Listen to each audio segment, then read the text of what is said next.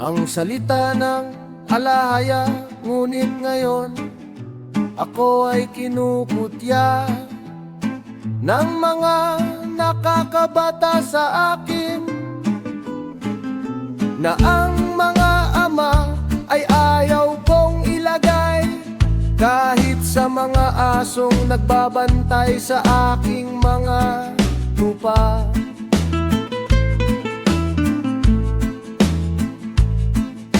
Ano ang mapapakinabang ko sa lakas ng kanilang mga kamay?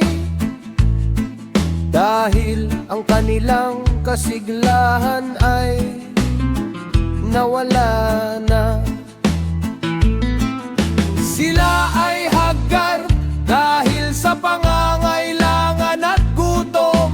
Sila ay gumagala sa lupang tigang noong unang panahon ng kagutuan at kapahamakan. Sila ay pumipili ng mga dahon ng palumpong sa may mga palumpong, at ang kanilang pagkain ay ugat ng mga puno ng enebro. Sila ay itinaboy mula sa gitna ng mga tao. Sumigaw ang mga tao laban sa kanila na parang mga magnanakaw. Kaya sila ay nanirahan sa mga nakatatakot na lambak, sa mga kuweba, sa lupa at mga bato.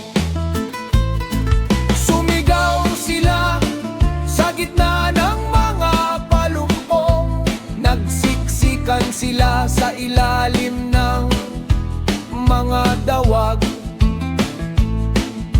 Sila ay mga anak ng mga hangal at mga anak ng mga walang pangalan. Sila ay hinampas mula sa lupain. At ngayon, ako ay naging tugtugin ng kanilang awit. Oo, ako ay naging byword sa kanila. At kinamumuhian nila ako, lumalayo sila sa akin, at hindi sila nag-atubiling dumura sa aking mukha. Sapagkat kinalag ng alahaya ang aking tali at pinahiya ako, kaya hinubad nila ang kanilang tali sa harapan ko.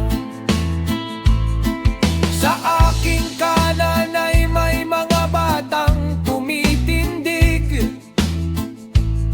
Itinutulak nila ang aking mga paa at itinataas nila laban sa akin ang kanilang mga daan ng pagkapahamak. Sinira nila ang aking landas. Sila ay gumagawa ng aking pagkapahamak na walang tumutulong sa kanila. Sila ay dumarating na parang sa isang malaking puwang ng pader. Sa gitna ng pagkawasak ay dumarating sila. Ang mga takot ay bumabaliktad sa akin.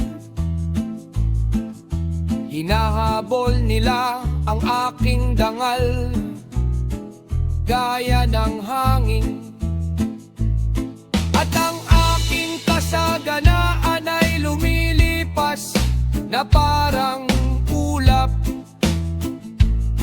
At ngayon ang aking kaluluwa ay nabubuhos sa akin.